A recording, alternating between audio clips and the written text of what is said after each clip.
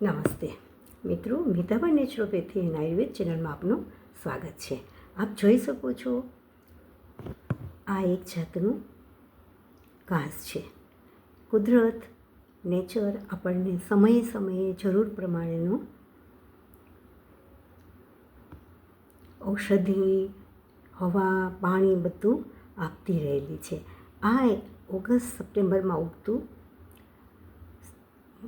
ખેતરના શેઢે ઉગે કે બગીચામાં ઉગે કે ક્યાંય રસ્તે ચાલતા આપણને જોવા મળે એવું આ ઘાસ છે, જેને આપણે નિંદામણ કહીએ, જેને આપણે વીડ કહીએ, ખતપરવાળ કહીએ, અને આપણે તેને ગણતા નથી.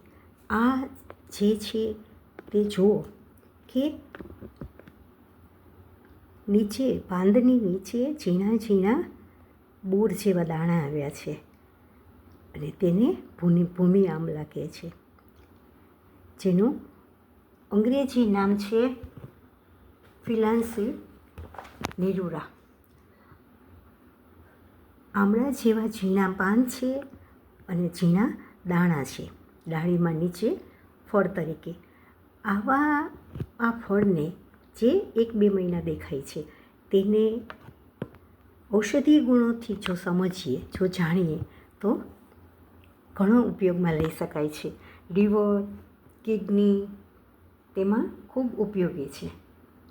અત્યારે બધાને ફેટી લીવર હોય છે, ગ્રેડ 1, ગ્રેડ 2. તેમાં આ પાનનો રસ ફક્ત 1 ગ્રામ પાણી ઉમેરીને જો 1 વીક લેવામાં આવે તો લીવર હેલ્ધી થાય છે, ડિટોક્સ થાય છે. સાથે સાથે જો કોઈની કિડનીમાં સ્ટોન છે, તેમાં પણ ઉપયોગી છે, અને તેથી પણ વધારે કમળો છે તો કમળાના રોગને જળમૂળથી ઉખાડે છે. હવે આ ફક્ત 1-2 મહિના જ આપણને જોવા મળે છે, ત્યારે આપણે સમજીએ કે આ પાનનો ઉપયોગ આપણે કઈ રીતે કરી શકીએ. આ પાન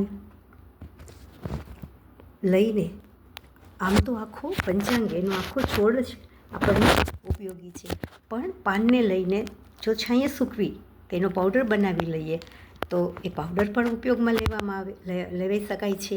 સાથે સાથે